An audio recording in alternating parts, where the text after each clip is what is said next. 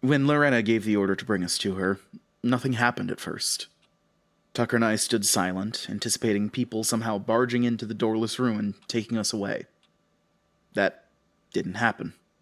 No doors appeared, and nobody showed up.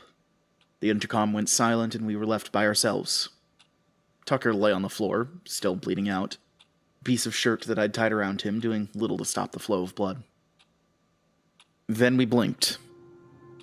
We were no longer in the enclosed room. We were walking. 2 security guards walked behind us. They were tall and powerfully built, and after a moment I realized they were identical. Twins? Or the same person trapped in the entanglement of the office? Regardless, they didn't acknowledge us. Instead, they held our arms behind our backs with firm, unwavering grips and led us through a seemingly endless hallway. We hadn't been allowed to struggle. There was no preamble, no fight. We had just blinked and we were already being escorted to Lorenna. It made sense in the twisted, unfair logic of this place. Anything could happen. Everything did happen. Tucker wasn't bleeding anymore. There wasn't a sign of blood left, not even on his clothes. The only indication of his pain was his pale, gaunt face and shaking limbs. He turned to look at me and gave a defiant smile that wavered for a moment. "Don't worry about me," he whispered. "We can get out of this. She wants to talk. That means there's leverage. She wants something." He was right, of course. Lorenna was in full control here. If she'd wanted to kill us, she would. So, did we cooperate? Or did we stay silent? Which way kept us alive? After she had whatever she wanted from us, we'd be dead. So either we stay silent, or we distract her long enough to come up with a way out. Neither seemed very likely, but it was worth a shot. We walked past several large observation rooms. I had been distracted by my thoughts and hadn't noticed them at first, but a pull from the guard behind me forced me to look. Inside the rooms, people in lab coats milled about, holding clipboards and typing on computers. Past them, through large windows, people were being experimented on and watched. Like us, they were undergoing one horrifying thing after another. One man screamed as some invisible force removed his skin, then the skin reformed, only to be ripped off again and again. I had to look away quickly, but the next rooms weren't any better. A woman sat alone in a dark chamber, crying as an extremely long insect crawled its way out of her mouth. The young boy was curled into a ball, screaming as something dark loomed over him and swiped at him with large claws, speaking in his mother's voice. There, sweetie, it's okay." One man stood in front of a mirror. His reflection moved independently and stabbed himself with scissors repeatedly in the head and chest. The man tried to look away, but some unseen force was holding him in place.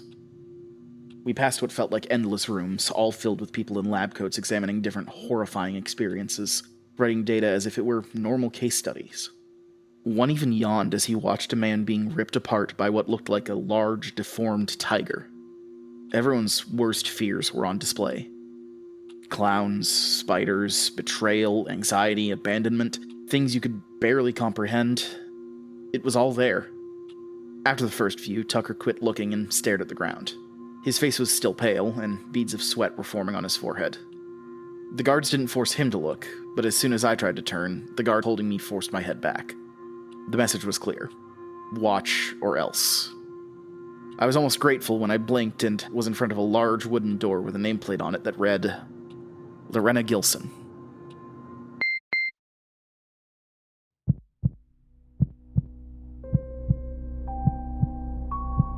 Welcome to the Beating Heartland, created by Denver Baughman. Episode 33. The CEO.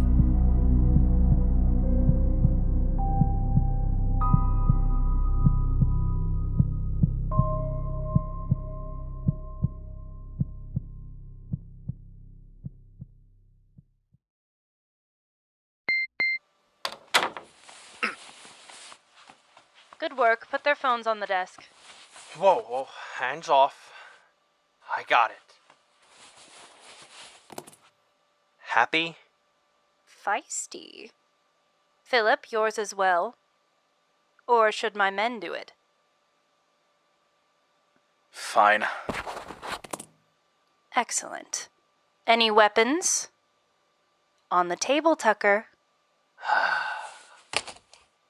Very good. You two can leave. They're not talkative. He knows his place. Have a seat. I don't ask twice. We're good. You look awful. Surely you'd rather sit. Oh, what the? Oh. That's better. I can't leave my guests standing in pain. Well, would you care for something to drink? I have tea, coffee, water. Tea it is. Tell me, how do you like cognitio? I made sure the men took you the long way so you could get a proper look. You've been so focused on yourselves that you didn't get to see much. I understand. It can be disorienting at first, experiencing everything at the same time. I'm very pleased with how everything is running. Let's get this over with. What do you want? Tucker, we should... No, he wants information. Can't fault him for that. He's right. We've had enough pleasantries. Go on, Tucker. What do you wish to ask? All right. Why the crap do you want to talk? You've got what you want. Been playing with us this whole time. Probably known about my work since I started on it. You had people following me. Could have brought me in then. Could have killed either of us. But you didn't. You're holding all the cards. But you need us for something. What is it? Good questions.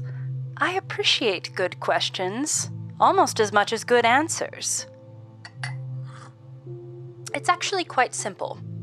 It gets lonely up here. People don't realize how alienating it can be at the top. You lose perspective, and that's something that you can't afford to lose in my position. Sounds awful. Indeed. I crave conversation, questions, answers, and you both intrigue me. I knew there would be more to your story after you raided my cult, but there are some holes that I wish to fill in. One in particular. A previous cult? Your dad was the one that... I don't easily forget or forgive the people who shoot me. I shot your dad. Correct. What are you... Surely you both know about the reincarnations by this point. You're telling me you never figured out what the burned bodies were for? Denver's boss, the woman, that was a... Oh, so Denver saw that ceremony, did he? No, not him. Same person, yes. She's back at Shannon doing her own thing, which I highly doubt will work. Oh well, it'll be fun to watch Father get angry at them again. Anyway, it takes a lot of energy to keep a dead body going. Thankfully, other people have plenty to spare. Use some bodies, have a ceremony, bring us back, and we get to keep moving towards the greater purpose. Wait. So, you're your dad?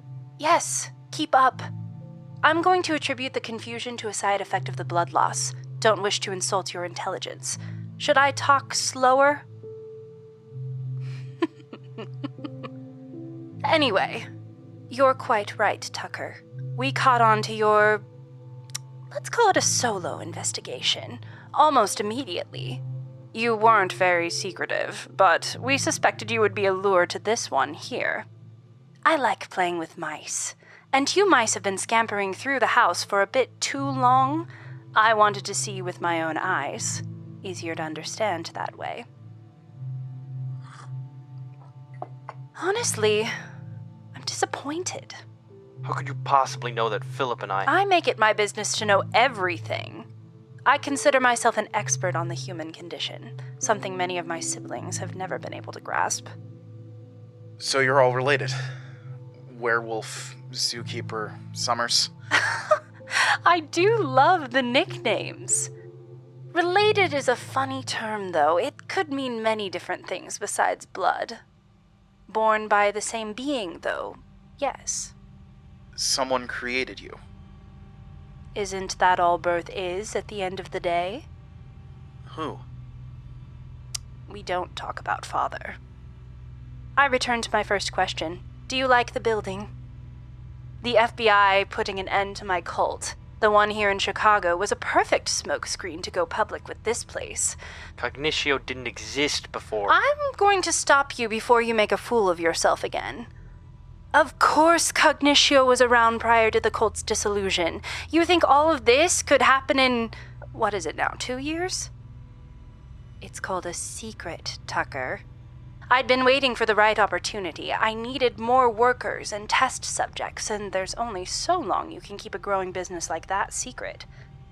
Sometimes tragedy is a perfect cover, especially for an aghast and apologetic daughter who wants to use her daddy's fortune for a better cause. But you were your daddy. The theatricality of it was a perk, yes. It was getting difficult to manage both buildings at the same time. Besides, that cult's purpose had already been fulfilled. Gather some more bodies for more rituals. It was the minor leagues. It hadn't been my idea in the first place. It had been, well, a family decision. I hate those meetings. Initially, this place was for the storage of some valuable assets, but those assets revealed other uses rather quickly. Assets that my family should not know about. I'm a woman of business. I see an opportunity, I take it. Which leads me back to you, an opportunity. As for why I let you find out about this place, well, you weren't doing any actual harm, so I saw no reason to bring you in. When I see people getting past our memory suppressants, I like to keep tabs on them. See what dear old brother wants out of you. And I was right. You lured in our dear Philip here, and now I get 2 birds with 1 stone, right? Opportunity. If I kill you now, that doesn't help me. I still have questions. Holes. I can't tell you how annoying that is. For all of our technology, all of our tools, sometimes talking is the only way to knowledge. Are you all right, Philip? Are you sure you don't want any tea? I'm especially interested in you. Me? Flattered. Oh, you're angry. Understandable. I also like to get my way. Can't be easy to discover everything is a ruse. It was particularly challenging to gather any information from Denver's interrogation. That raised some red flags. You were the head of that investigation, correct? You know I was. This is just about Denver, isn't it? In part. Oh, don't worry. Oh, look at you, so deflated. You want to be important. Well, you will be pleased to know you are. You've been virtually offline for the last few weeks. That always makes things trickier. Even we have become too reliant on technology. Says here you were brought in for the interrogation, but doesn't specify why. You could have easily refused, and none of this would ever have happened. Simple decisions, simple paths, drastic outcomes. But you asked for the job. Yes. That's curious. It wasn't just an assignment. You asked to do this case. Why? I have my reasons. No, that won't do. Ugh, you both were doing so well. You're going to die soon anyway, might as well talk.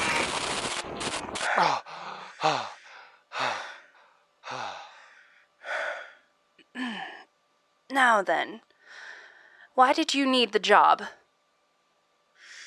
It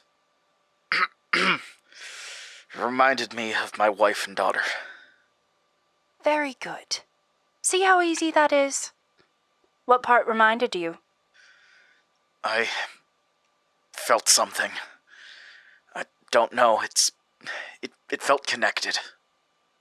Ah, so brother wanted you on this case. Well, that makes sense. Brother? What's your silly little nickname for him? The Words? Yes. He's probably had his hooks in you ever since your wife's death. Do you think he wanted you to take the case because he knew you would lead Denver to him? No, that's too much foresight for him. He's annoying like that, always meddling, getting in the way of what we're trying to do.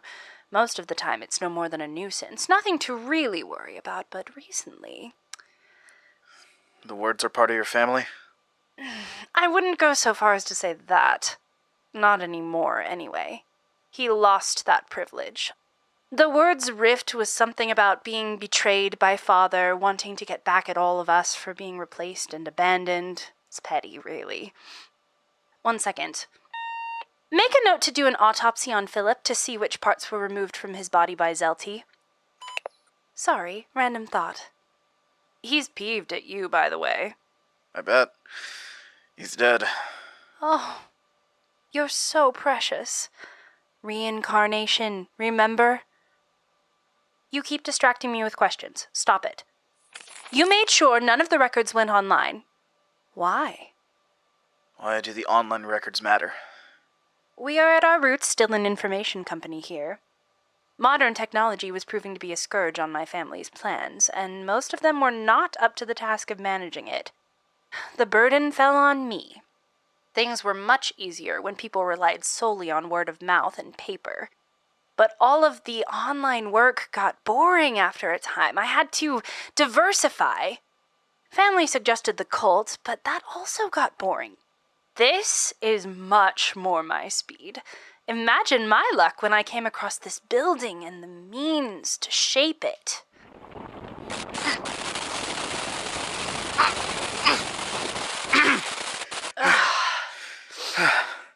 Where were we? Ah, yes. Why didn't you record the files online? I was suspicious. I wanted to keep the details from my superiors until more was known. They get antsy sometimes. Shut down a project too soon. Find it pointless. Ah, yes. We do have a hand in that. Didn't take long to get some people on the inside. SID would be very inconvenient if it were good at its job. The memory suppression is good, but there is only so much it can do, especially with dear old brother messing with it. It's no good having online or paper records lying around to muck things up. But the radio show? Don't mention that. I voted against that one, but I was overruled. A great way to harmlessly spread the fear. I can't describe how much of a headache that stupid show caused. What else do you want to know? The real reason I brought you here. What happened to Denver? What does he know? I don't have your interrogations. What did he find out? You don't know, do you? Why can't anybody answer this? He's evading us.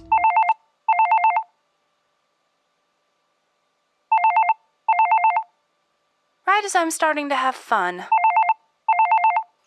Lorenna speaking. Charming Summers. Are you alone? Yes, of course. Does it really matter if I'm not? I could just kill. He's dead. I warned you all about this, but you wouldn't listen. Now we have to... Please be more specific. Who's dead? Dr. Winster. How'd he manage that? Fine, we'll hold a ceremony to bring him back. No, Lorenna. He's dead. That's not possible. I don't know how, but he is. I told you all this was gonna happen. He would find a way. Given your track record, forgive the disbelief. Who told you this? Polly. She saw it. She was there. Denver killed him. Denver? How did he... He merged with Arcter. That's why his power's been so off the last few days. I don't know why, but he merged with Denver. And then Denver killed Winster. Probably killed Connell, too. Haven't heard from him in days. That still doesn't explain how... It doesn't matter how. He's dead. And we can't bring him back. And if he can kill them, and he can kill us, we need to end this. All right. You know what we have to do then. Yeah, I've already called a meeting. Consider this your invitation. We need to find Denver. Do you think you could? You know I don't like to leave my... He can kill us if we don't weaken him again. I'm aware of the danger. As I said, I'm rather busy here, and things don't go well when I leave. You're pathetic. You told the others yet how you're doing your little building trick? Have you told them about your plans? Fine. I'll do it. I'll get Denver. Good. Do you know where he will be? Yeah, I have a hunch. There aren't many options. You got wounded, you need somewhere to heal. I know where Arcter will take him. Very good. Then we have nothing more to discuss. I will send fresh workers for the burning, you have my word. Lorenna, our promise. Everything is taken care of. If you live that long, that is. It doesn't sound like Denver will take kindly to seeing you. I have a plan. See that it works. I warned all of you. I'm done with this family. Of course. Of course, this has to happen now. This is sooner than I wanted. I need to pivot to plan B. Couldn't this just have waited a little longer? Things aren't ready. I was so close. I almost forgot you both were here. I apologize for that. Family conversations are always so awkward. Do either of you have siblings? Well, it's safe to say none of us cares about each other. We don't mesh. Father gave us our own little talents and shooed us along to get our jobs done. Take Summers. He's so focused on the future. He was given foresight, but when the future is littered with possibilities, it isn't the most reliable, except for just a few moments ahead when the possibilities narrow. You're about to kill us, aren't you? Now, why would you say that? There's no way you're letting us live after hearing all that. You're monologuing. Can we just skip that part? Do you want to die ignorant? Doesn't matter. I'll be dead. You see, I decided very early on to keep track of my siblings. They are always changing by nature, bodies, goals, and ideals. It's too much information to keep track of, so I decided I would have to write it down and keep the information secure somewhere. By keeping track of them, I can influence them more effectively, keeping them on track to be of better use towards the greater purpose, spreading fear and growing the crop, not to mention their weakness, their failings. I keep the info in this safe. You see, in here are all of the files for... That should buy us some time. Tucker, Grab the phones. I'm getting the files. that was quick thinking. But how are we supposed to get out of here? One step at a time. Without her watching us, we might be able to get out of here if we don't blink. Don't blink. But for the entire elevator trip, we're at least 30 stories up. It's not like we can hop out the window, unless you want to fall 30 stories. All right, got it. Let's go. What? Tucker, what the floor? I can't move. I wasn't done talking. How? Your body's... Yes, there it is. It's always weird seeing my own corpse. Did you not realize I would use this building's peculiar abilities for my own safety? This body, it's just a version of me, a perception. The past, the present, or the future, it doesn't matter. Oh. Have fun bleeding out, Tucker. I don't need you. As for you, Philip, enjoy your stay. Tucker crumpled to the floor when she stabbed him. She stared at him, examining the blood as it escaped from his chest, like she was making a note of its pattern. With a wave of Lorenna's hand, Tucker and I both sank into the floor like quicksand. It happened in an instant. Our vision went black. My hearing was blasted with crumbling and crushing as the building whipped past. It was the worst pain I'd ever felt. The stone and metal pressed against me as the entire weight of the building crushed me. It wasn't enough to kill me. It didn't want me to die. Just enough to feel the immense pain of being squished like a grape. It was torment. We blinked, and the floor spat us out into a dark square room. There were 4 doors leading out in different directions. I was bruised and in pain, but otherwise not worse for wear. After I had a moment to compose myself, I stood. Tucker hadn't been so lucky. The previous injuries were back. The piece of my shirt was tied around him, and several stab and bite wounds oozed blood that had already become a large puddle around him. His limbs were broken. They were twisted and bent in sickening ways. He was crumpled on the floor. His chest heaved as he let out ragged, whistling breaths. I limped towards him. It was hard to believe he was even still alive. But I knew that wouldn't be the case for long. There was no surviving that. He saw me through one good eye. The other was bloody and swollen shut. I looked around in vain for anything I could do to help. I was sputtering, You're gonna be okay, it's okay. Let's find something that can... Stop, he wheezed. I stopped and looked at him. He spat out blood, and with great effort, managed to say in a ragged whisper, "She's not letting me blink.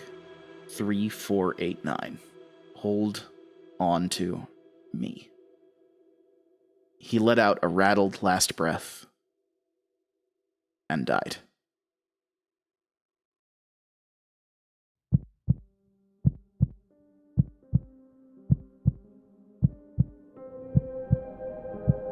The Beating Heartland was written by Denver Baughman. If you enjoyed the show, please rate and review us on whatever streaming platform you are using. Follow us online at The Beating Heartland. Thank you for listening.